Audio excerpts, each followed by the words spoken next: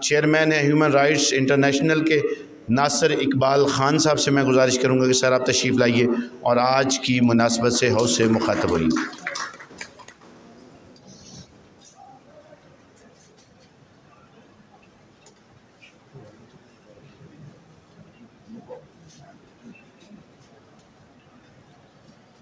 औज़ु बिल्लाहि मिनश्शैतानिर्रजीम बिस्मिल्लाहिर्रहमानिर्रहीम नहमदुहु व नसल्ली अला रसूलिहिल करीम अम्मा बाद फ़औज़ु बिल्लाहि मिनश्शैतानिर्रजीम।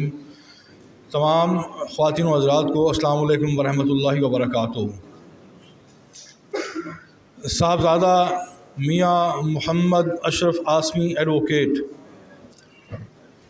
इनके नाम की तरह इनकी जो जद्दोजहद है वो भी बहुत तवील है।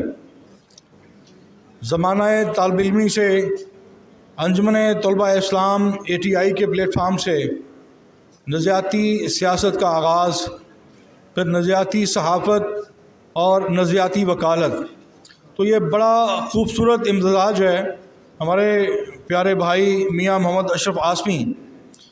और पाकिस्तान में मैं समझता हूँ जो सबसे बड़ी ज़रूरत है जो किसी दौर में हुआ करती थी, पाकिस्तान अगर मार्ज़ वजूद में आया है तो वो नज़रियाती सियासत और नज़रियाती सहावत के बल पर।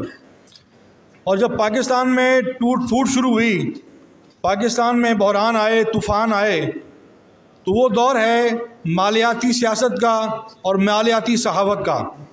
इस मालियाती सियासत और मालियाती सहावत ने हमें जो बोगस और सियासी बौनों की सूरत में सो कॉल्ड सियासतदान और लीडर दिए, उन्होंने पाकिस्तान को दो लख्त किया।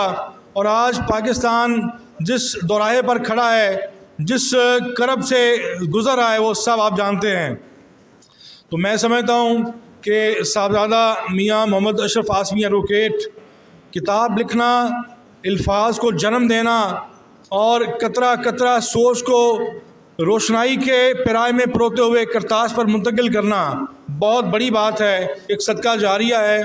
बशर्ते कि आपका इल्म, आपका कलम, आपका अदब तामीरी सोच का आईनादार हो। इस दौर में बहुत सारी किताबें, बहुत सारी तहरीरें और बहुत सारे आज जो फितने हैं वो आपके सामने हैं। आज आप देख रहे हैं आपकी नौजवान नस्ल टिकटॉक पर जो जहालत और खराफात और वाहियात का एक तूफ़ान है, और कोई ना हमारी अदालत, ना कानून, ना मुआशरत, ना सहाफ़त, कोई मज़ाहम नहीं है। बल्कि अलमिया ये है कि हमारी जो सहाफ़त है वो ऐसे फितनों को टिकटॉक स्टार का नाम दे रही है। जो माजी में हुक्मरान रहे रियासत मदीना के दाई, वो भी कुछ ना कर सके, और उसके बाद आने वाले भी इस मौजू पर ख़ामोश हैं। हमारी अदालतों में अफसोस के साथ कहूँगा कि इंसाफ मिलता है या अच्छी कीमत से या अच्छी किस्मत से। आपने एक हाल ही में एक मामला देखा दुआ ज़हरा का, वो पता नहीं दुआ है या बद्दुआ है। हम ऐसे कल्चर को प्रमोट कर रहे हैं कि जो हमारी रवायात से, इस्लामी तालीमात से मुतसादम है।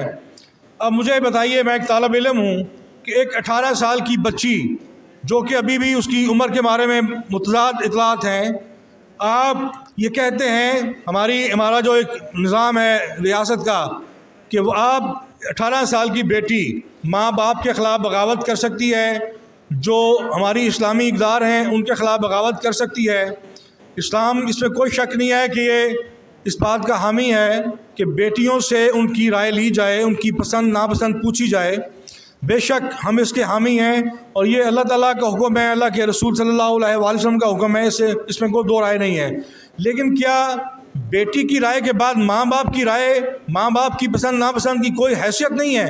तो ये जब आप इन चीज़ों को प्रमोट करेंगे मीडिया के अंदर, अदालतों के अंदर, कि कोई भी बेटी अपनी माँ बाप से बगावत करते हुए, जो जिस माँ ने जिस कर्ब के साथ उसको अपने रहम में रखा और उसको जन्म दिया, क्या उस माँ की कोई हैसियत नहीं रह जाती? तो मैं समझता हूँ आज हमें बतौर माशरा, बतौर कम्युनिटी, आप सारे कानूनदान हैं, मैं एक तालिब इल्म हूँ, हमें ऐसे इश्यूज़ को एड्रेस करना चाहिए। जब हम तोता चश्मी करेंगे, चश्मपोशी करेंगे इन इशूज़ से, मसाइल से, तो आपको जो खराफात आपके सामने आ रही हैं वो बड़ी खौफनाक हैं।